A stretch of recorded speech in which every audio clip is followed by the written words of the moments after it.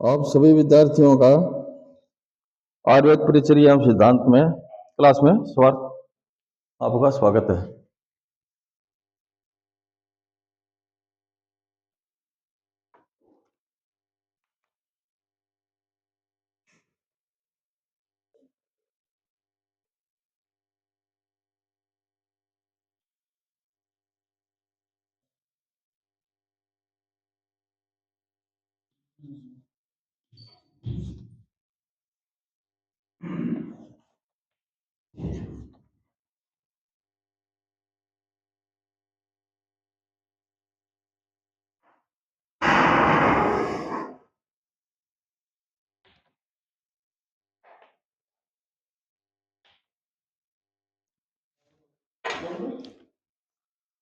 कल अपन ने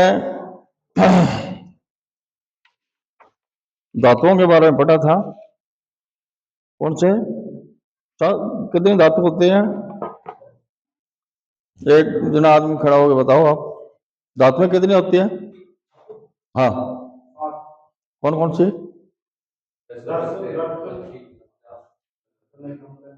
एक आदमी बोलो यार।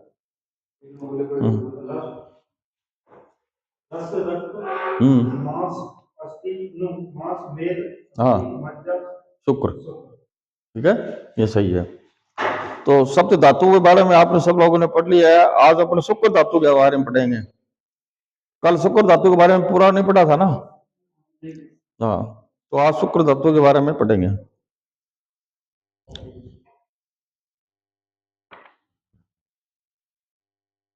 कितने नंबर पे है? 100 पर है क्या?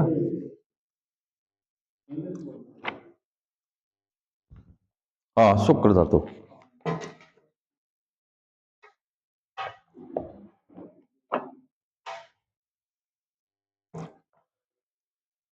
मतलब खाना खाने के बाद में, आहार करने के बाद में रस, रक्त, मांस, मेद, अस्थि, मज्जा, शुक्र, ये सबसे लास्ट का धातु है। और शुक्र के बाद में फिर बनता है ओज। ठीक है, ओज, ओज के बारे में बाद में बताएंगे आपको। शुक्र शब्द है शुच्च धातु में रुक प्रत्यय लगाने से बना है, जिसका अर्थ है शोचित, सुच्यते अथवा वीर्यते विक्रांतो, अर्थात निर्मल, स्वच्छ, शुक्ल, श्वेत रंग होने से इसे शुक्र कहते हैं। मज्ज जाते चरम धातु अमर है। शब्द स्तोम में शुक्र धातु के अनेक प्रकार किए गए हैं। शुक्र धातु है ना, उनके अनेक पर्यायवाची शब्द हैं, जैसे पुंसत्व, रेत, बीजम, वीर्यम, पौरुषम, तेज, इंद्रियम, अन्न विकार, मज्जारस, रोहणम, बलम आदि। ठीक है। वह मज्जा जब अग्नियों द्वारा परिपक्व हो जाती है तब उसमें से जो स्नेह भाग होता है उसी से शुक्र का निर्माण होता है। वायु तथा आकाश आदि पंच महाभूत भावों के द्वारा अस्थियों में छिद्र हो जाता है। उन्हीं छिद्रों के द्वारा शुक्र का स्राव होता है। ठीक है। जिस प्रकार जल से भरे हुए घड़े से जल का स्राव होता है, वह उत्पन्न शुक्र मैथुन जन्य संकल्प के द्वारा शरीर में हर्ष से प्रेरित होकर संपूर्ण शरीर के अंदर शुक्रवाही स्रोतों में वेग के कारण बहने लगता है। जिस प्रकार अग्नि के संयोग से घृत द्रवीभूत हो जाता है, उसी प्रकार मैथुन जन्य उष्मा से द्रवीभूत तथा सुतांचुत शुक्र बस्ती में रुककर मूत्र मार्ग से बाहर निकलता है तथा जल नीचे स्तर पर बहकर चला जाता है। इस प्रकार मज्जा धातु से शुक्र धातु की उत्पत्ति होती है। धातु उत्पत्ति क्रम में शुक्र धातु निर्माण प्रक्रिया को हम इस प्रकार व्यक्त कर सकते हैं। अब आगे सारणी दी हुई है अपने।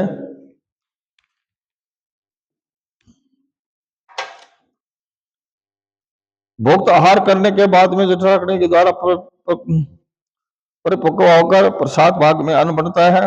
किट भाग पुरुष मूत्र, और प्रसाद भाग के बाद में जो अन्न रस है उसके सदृश अंश मांस रस, अस्थि सदृश सदृश अंश, शुक्र सदृश अंश, शुक्र के द्वारा फिर शुक्राग्नि के द्वारा परिपक्व होकर प्रसाद धातु में शुक्र और किट भाग बनता है। कोई नहीं, इसमें किट भाग कोई नहीं बनता है शुक्र के बाद में।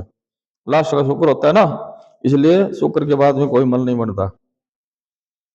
जो शुक्र बहल या गाढ़ा रस में मधुर गुण में स्निग्ध दुर्गंध रहित गुरु पिछल वर्ण में शुक्ल, शुक्ल किसको कहते हैं? सफेद को। श्राव के समय अधिक मात्रा में निकले एवं शुक्र निसंदेह फलयुक्त होता है। जो शुक्र स्निग्ध गाढ़ा पिछल मधुर दाह न करने वाला स्फटिक मणि के समान श्वेत वर्ण का हो उसे शुक्र शुद्ध माना जाता है। ये शुद्ध शुक्र है ना, वो इसके ये गुण है। एक तो गाढ़ा होना चाहिए, मधुर दाह न करने वाला होना चाहिए, स्फटिक मणि होती है एक, तो उसके समान होना चाहिए।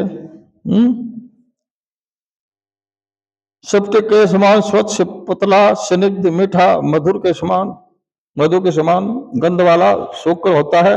कुछ लोग तिल तेल के समान या मधु के वर्ण के समान शुद्ध वीर्य को मानते हैं। भाई अलग अलग आचार्य हैं, वो अपना अपना मत देते हैं। तो उस मत में कोई क्या है कि तिल का तेल हो या मधु मानी शहद के समान हो तो उसको शुद्ध वीर्य मानते हैं। ये अलग अलग आचार्यों का हुआ है, विचार है।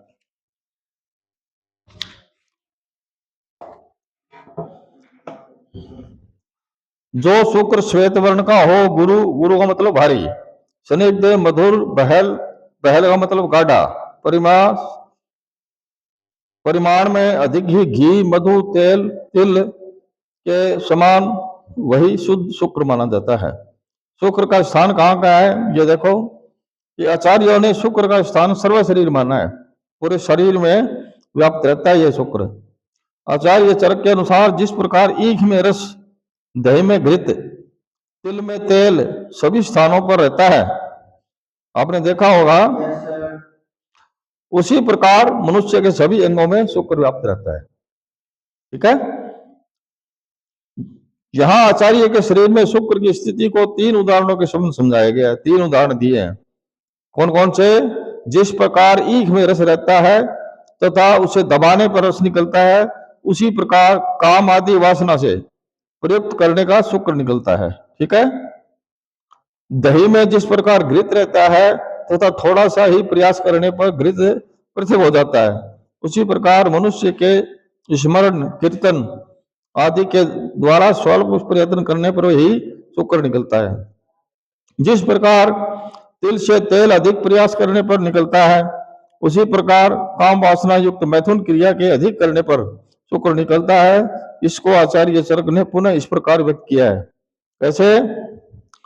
तो वह शुक्र स्त्री पुरुष के संयोग होने पर पुरुष की मैथुन चेष्टा से संकल्प स्त्री से प्रेम करने से तथा पीड़न से अपने स्थान से चलकर शिष्य इंद्रिय द्वारा उसी प्रकार बाहर आता है जिस प्रकार गीले कपड़े को निचोड़ने से जल निकलता है।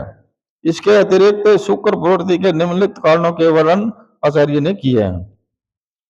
क्या वर्णन किया है कि हर्ष, संकल्प पूर्वक मैथुन, समय शिशन का उत्थान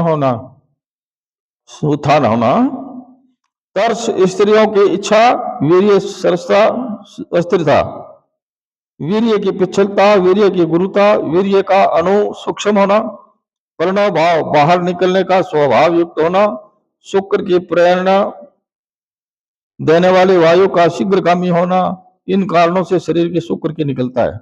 यह शुक्र अनेक प्रकार के मनुष्य, पशु, पक्षी आदि योनियों में भ्रमण करने वाले विश्व रूप आत्मा का रूप द्रव्य कहा जाता है। ये आत्मा रूप कहा जाता है इसका। क्योंकि शुक्र अगर शरीर में नहीं है तो उसका शरीर है वो बिल्कुल ही कमजोर और निष्क्रिय हो जाता है। इसलिए परमात्मा के समान बताया गया इसको, सबसे बढ़िया चीज है ये। हाँ, आचार्य सुश्रुत के अनुसार में क्या लिखा है?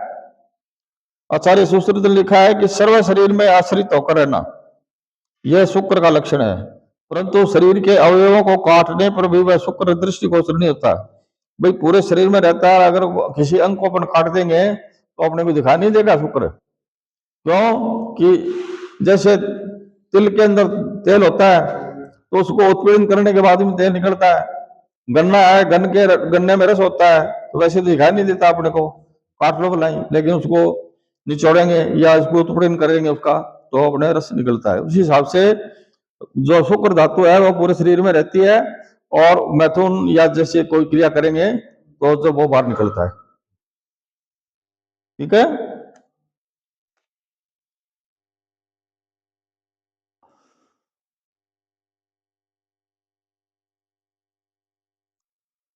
अब लगे आगे, काटने पर भी वह शुक्र दृष्टि को नहीं होता है। वही शुक्र मनोहर स्त्री के दर्शन से, उसके स्मरण से, उसके कर्ण मधु गायनों को सुनने से, उसके अंगों को स्पर्श करने से तथा मैथुन जन्य प्रहर्ष करने से सारे शरीर के शुक्राशय में आकर शिशिर द्वारा बाहर निकलता है।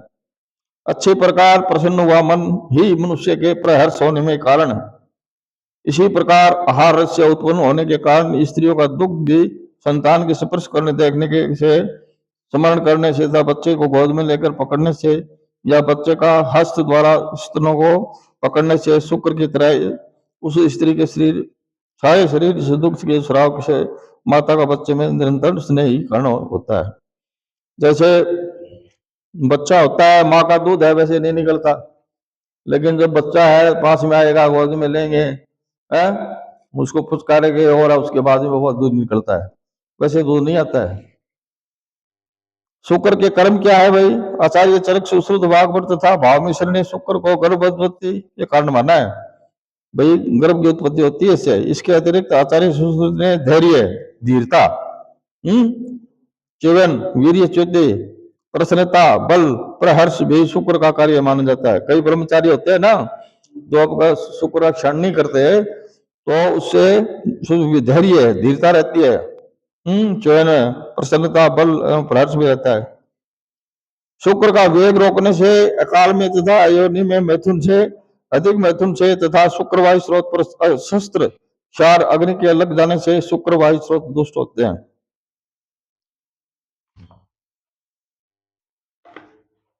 शुक्रवायु स्रोत का मूल दोनों वृषण, शेफ, मूत्र इंद्रिय शिशिर है। क्या है? दोनों वृषण, वृषण मतलब अंडकोश, वृषण तथा शेफ मूत्र इंद्रिय शिशिर है। और शुक्र व स्रोत दो है, उनके मूल दोनों स्तन व दोनों मूल वृषण है। ठीक है। शुक्र व स्रोत में का मूल दोनों स्तन तथा वृषण है। ये अलग अलग आचार्य है ना, अपना अपना वो बताया मत। शुक्र में विकृति हो जाने से नपुंसकता, मैथुन में उत्साह न का न होना, यदि संतान होती है तो वह रोगी, नपुंसक, अल्पायु तथा कुरूप हो जाती है। संतान होती ही नहीं, कई बार शुक्र की कमी हो जाती है शरीर में, तो कई बार संतान होती ही नहीं है।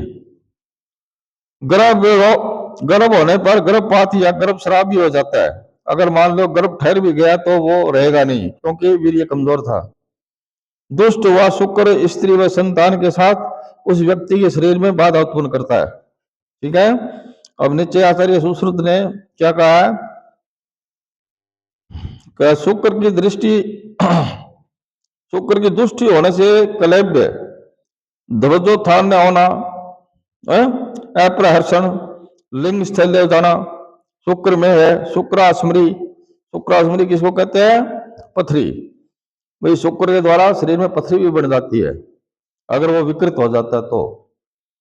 अन्य शुक्र के दोष आदि उत्पन्न होते हैं, जैसे इसमें दिखा है सारणी में, नपुंसकता, अप्रहर्ष, कलीब, अल्पायु, कुरूप, संतानोत्पत्ति न होना, गर्भपात, गर्भस्राव, अपहर्षण शुक्र में है। शुक्रास्मरी, शुक्र दोष। ठीक है। ये अपने आज शुक्र के बारे में पढ़ लिया है। इससे आगे धातुओं व मलों के वृद्धि के लक्षण लिखेंगे, पढ़ेंगे कि इसके बढ़ जाने से क्या क्या होता है। वृक्ष के अति वृद्धि होने पर हृदय में उत्कलेश, विचलाहट तथा मुख से लार का टपकना लक्षण होते हैं। ठीक है। रस धातु के आचार्य वाग्भट के अनुसार रस की अतिवृद्धि होने पर मुख का स्राव, अरुचि, मुख में विरसता, जीभ में चलाना, श्रोत्रों का बंद करना, मधुर रस से दोष, देश, अंगों का टूटना आदि अन्य इसी प्रकार से कफजन्य विकारों से शरीर को पीड़ित करता है। रक्त धातु से वृद्धि के लक्षण क्या है? आचार्य सुश्रुत के अनुसार रक्त धातु के अधिक वृद्धि होने पर यानी बढ़ जाने पर शरीर के अंग, नेत्रों में लालिमा, शिरा में रक्त की अधिक पूर्ति होती है।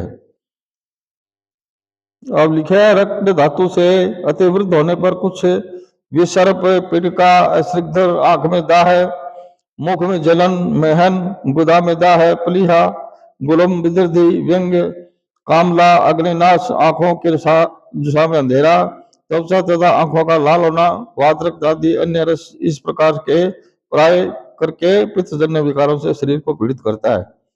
रक्त धातु है ना, वो ज्यादा हो जाने पर। अब मांस धातु के बारे में लिखा है कि आचार्य सुश्रुत के अनुसार अधिक बढ़ा हुआ मांस नितंब, कंड, होष्ठ, मुतेंद्रिय, उरु प्रदेश, बाहु तथा जंघाओं में अधिक वृद्धि तथा शरीर में भारीपन करता है।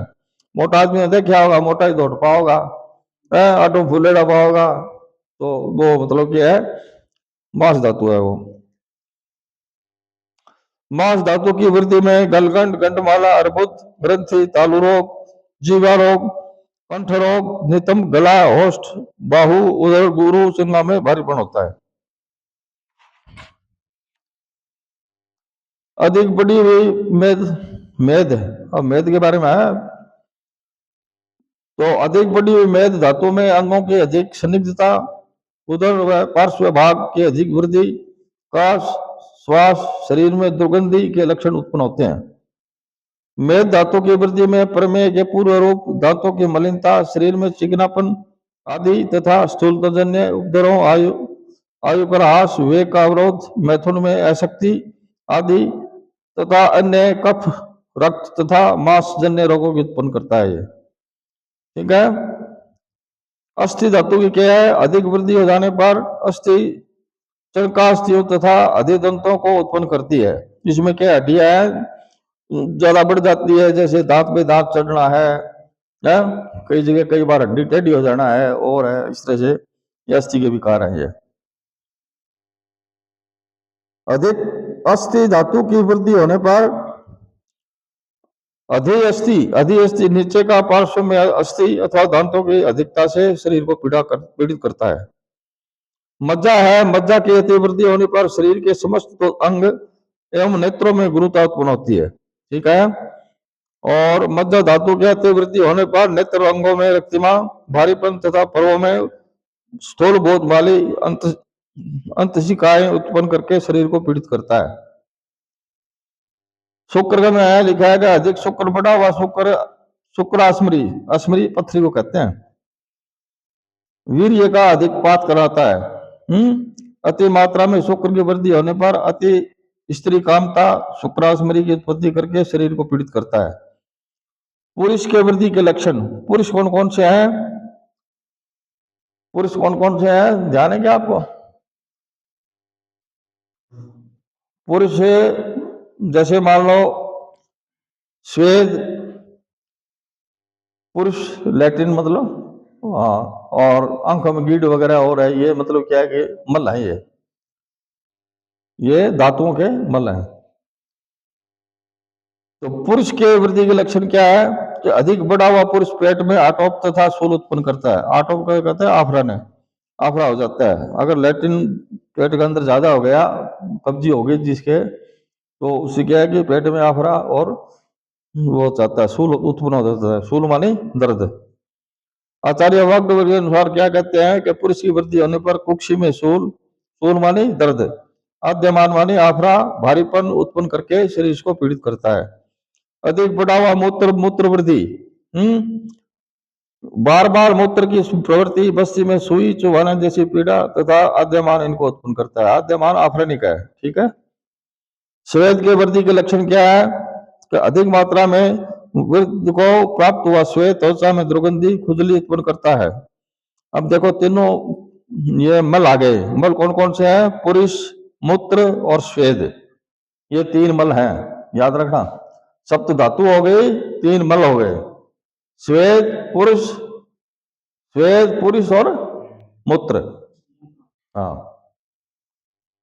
श्वेत माने पसीना, श्वेत पसीने को बोलते हैं। अच्छा, श्वेत की वृद्धि होने पर शरीर में कंडू माने खाज, दुर्गंधता उत्पन्न करके शरीर को पीड़ित करता है। धातुओं एवं बलों के क्षय के कारण दिखा है इसमें।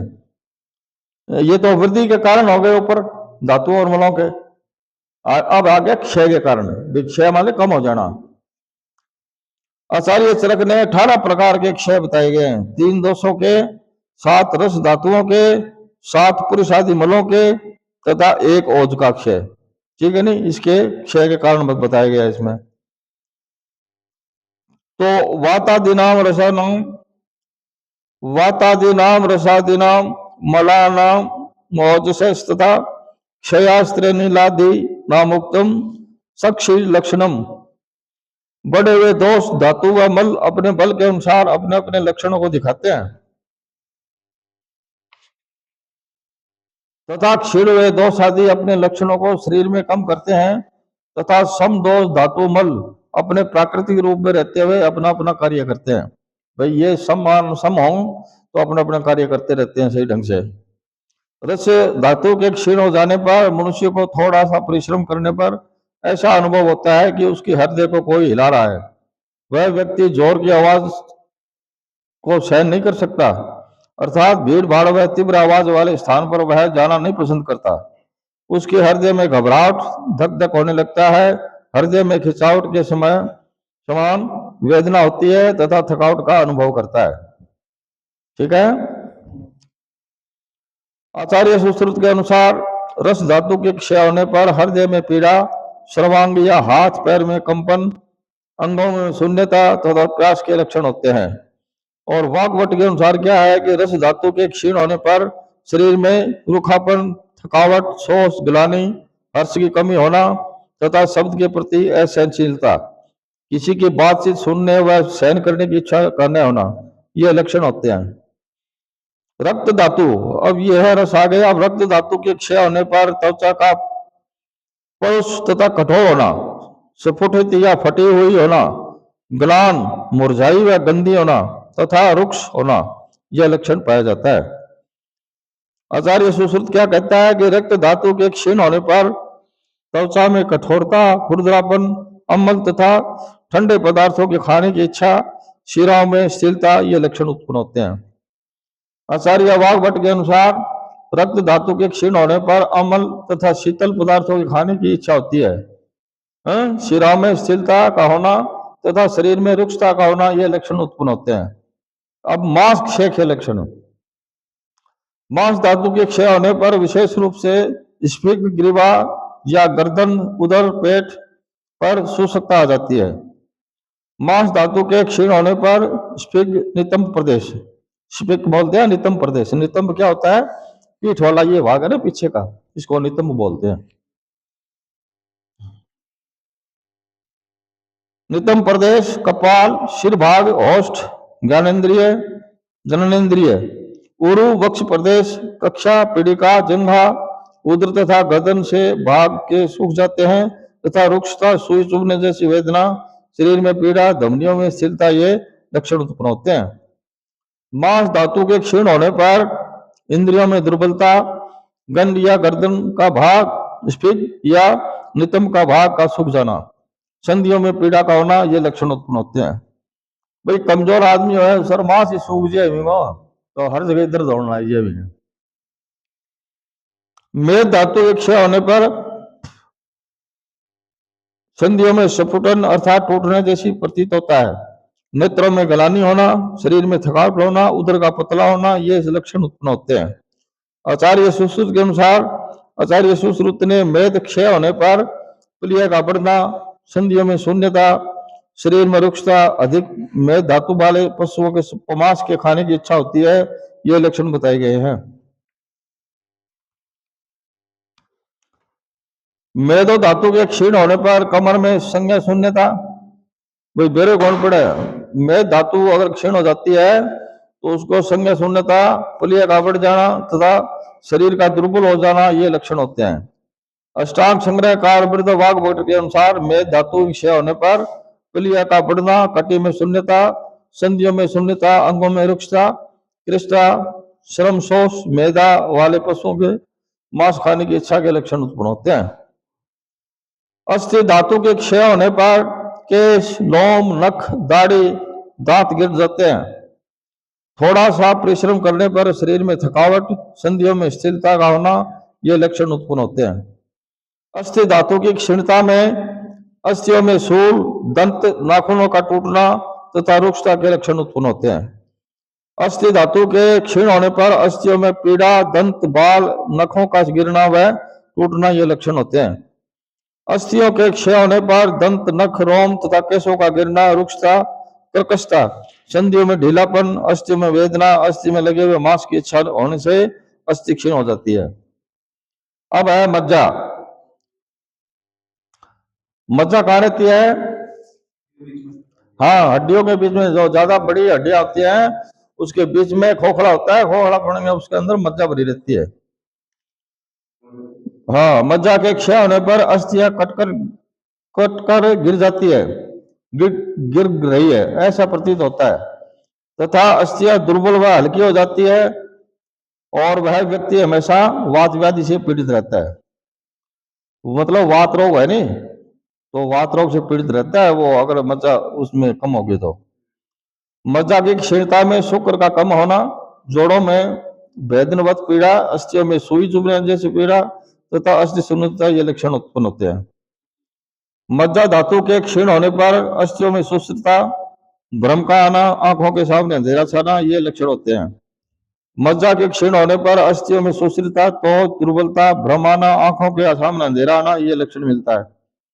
शुक्र के क्षय होने पर व्यक्ति में दुर्बलता, मुख का सूखना, शरीर में पीलापन, शरीर में अवसाद, थकावट, नपुंसकता, मैथुन के समय शुक्र का न निकलना ये लक्षण होते हैं। आचार्य चरक के अनुसार क्या लिखा है? शुक्र के क्षय होने पर मेड वाइब्रेशन में वेदना, मैथुन करने में अशक्ति अथवा मैथुन करने पर भी जहरी से वीर्य का निकलना तथा निकले हुए श्राव में कुछ रक्त तथा शुक्र का दिखाई देना ये लक्षण उत्पन्न होते हैं। शुक्र धातु के क्षय होने पर स्त्री सहवास काल में देर से शुक्र का निकलना अथवा शुक्र के स्थान पर रक्त धातु का निकलना, अंडकोशों में अत्यधिक पीड़ा का होना, लिंग में से धुआं सा निकलना ये लक्षण होते हैं। शुक्र के क्षय के हो जाने पर थकान, दुर्बलता, मुख का सूखना, अंधकार का दिखाई देना, अंगों में पीड़ा, पांडुता, कार्यों में अनुत्साह, अनुपुष्टता, वृषणों में दर्द, शीशन में दाह है, शुक्र का देर से बाहर आना तथा रक्त के साथ बाहर आना ये शुक्र क्षय के लक्षण है।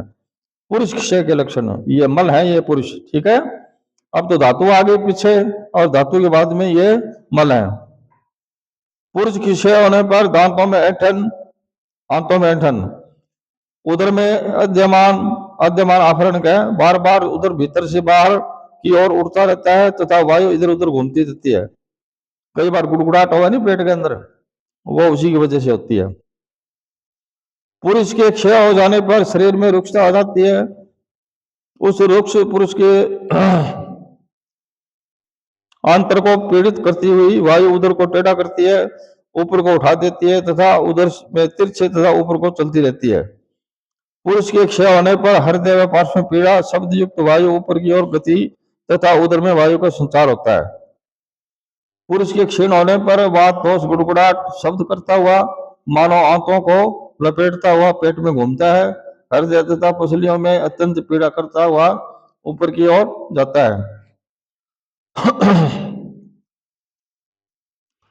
पुरुष के परिमाण में कम होने पर वायु शब्द से साथ उदर में ऊपर या तिरछी घूमती रहती है, अपान वायु आंतरों में बैठती है, पार्श्व हृदय में पीड़ा होती है तथा मल के कम होने से शरीर पीड़ित रहता है।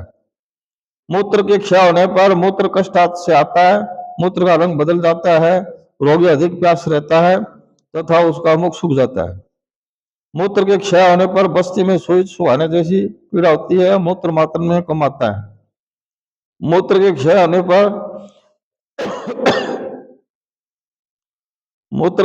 पर मूत्र बहुत कम मात्रा में कष्ट के साथ निकलता है, उसका वर्ण विकार युक्त होता है तथा उसमें रक्त मिला रहता है, लाल लाल दिखाई देगा में रक्त मिलता है उसमें। मूत्र का क्षय होने पर बस्ती में दर्द, मुख में शुष्कता, मूत्र का थोड़ा कठिनाई से त्याग होना, मूत्र का रंग बदल जाना, मूत्र का रक्त से मिला होने के कारण शरीर को पीड़ा होती है। स्वेद, स्वेद के बारे में क्या है? स्वेद किसको कहते हैं? पसीने को, पसीने को। स्वेद के क्षय होने पर रोमकूप बंद हो जाते हैं, त्वचा में शुष्कता, स्पर्श ज्ञान में विकृति व स्वेदना नाश हो जाता है। स्वेद के क्षीण होने पर रोम झड़ने लगते हैं, रोम खड़े हो जाते हैं, त्वचा फटने लगती है। श्वेत के कम होने से रोमकूपों में जड़ता, रोमों का गिरना, त्वचा का फटना, स्पर्श ज्ञान का न होना, कर्कशता, पसीना न आने से शरीर पीड़ित रहना। आचार्य चरक के अनुसार भिन्न भिन्न स्थानों पर क्षय होने पर जितने भी मल के स्थान हैं वे सब अपने अपने मल के क्षय होने पर शून्य लघु शुष्क हो जाते हैं। इसी तरह मूत्र व मल के क्षय होने पर मलाशय मूत्राशय में शून्यता, लघुता, शुष्कता हो जाती है। ओज क्षय के लक्षण। ओज मनुष्य के शरीर में सर्वप्रथम ओज की उत्पत्ति होती है। इसका वर्ण घृत के समान, रस मधु के समान तथा गंध धान के अलावा के समान होता है। आचार्य चरक क्या कहता है, ओज की प्रथम उत्पत्ति गर्भ में होती है तथा बाद में रस आदि सुक्रांत सम धातुओं के सार से उसकी उत्पत्ति होती है। इसका तात्पर्य यह है कि ओज के न रहने से शरीर की स्थिति भी नहीं होती है। ओज सबसे श्रेष्ठ बताया गया इसमें। इसके दृष्टांत में आचार्य चरक कहते हैं कि जिस प्रकार भौरे फूलों पुष्पों के रसों को एकत्रित कर मधु इकट्ठा करते हैं, वैसे ही मनुष्य के शरीर में रहने वाला गुण अपने कर्मों द्वारा ओज को एकत्रित करते हैं। ओज का लक्षण बताते हुए आचार्य चरक कहते हैं, जो कुछ रक्त वर्ण पीत वर्ण लिए हुए हृदय में रहता है उसे शरीर में ओज कहा जाता है। उसके नाश से मनुष्य का नाश हो जाता है।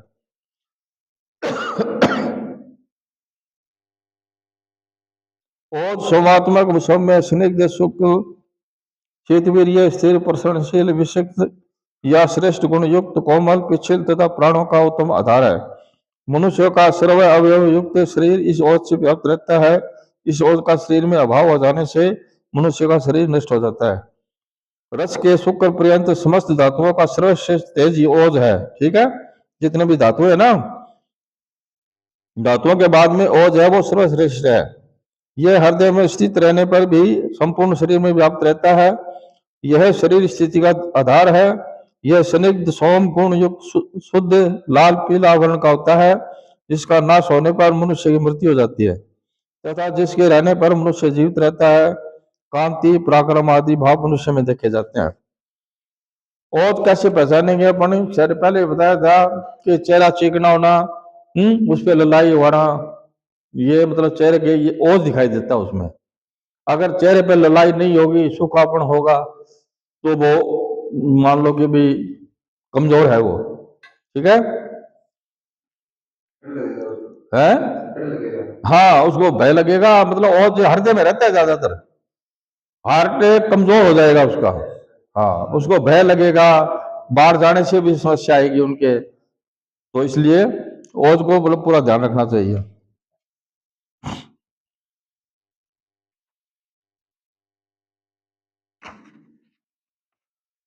ओज के क्षय हो जाने पर मनुष्य भयभीत रहता है, बार बार चिंता करता है, उसकी इंद्रियां पीड़ित रहती है, उसके शरीर का वर्ण बदल जाता है। आचार्य सूत्र के अनुसार चोट लगने से, धातु क्षय से तथा शोक ध्यान तथा परिश्रम करने से तथा भूख के कारण ओज का क्षय होता है। इस प्रकार वायु से प्रेरित तेज अर्थात ओज धातु ग्रहण स्थान अर्थात हृदय व धमनियों से निकलकर प्राणियों को अपने प्राकृतिक कार्यों में वंचित कर देता है। व्यापन या विकृत हुए ओज के विध्वंस विश्रंस व्याप्त व क्षय के लक्षण होते हैं। विश्रंस में संधियों में विशेष विशेष से लेके विश्वलेश, शरीर के अंगों में पीड़ा, वात आदि दोषों का अपने स्थान से भ्रष्ट होना तथा शारीरिक मानसिक तथा वाचिक क्रियाओं का ठीक नहीं होना, ये लक्षण होते हैं।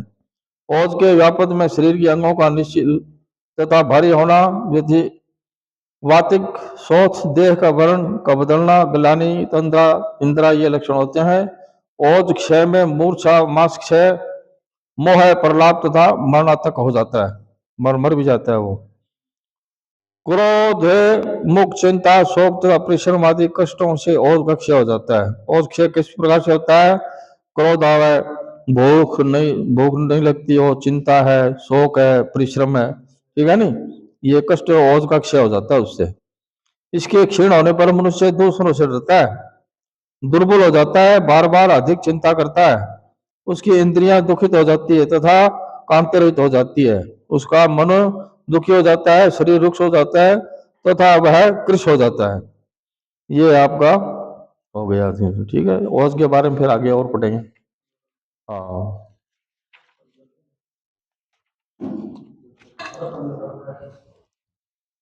और उसके बारे में आगे लिखेंगे। क्या टाइम देखो, कर दो बंद कर।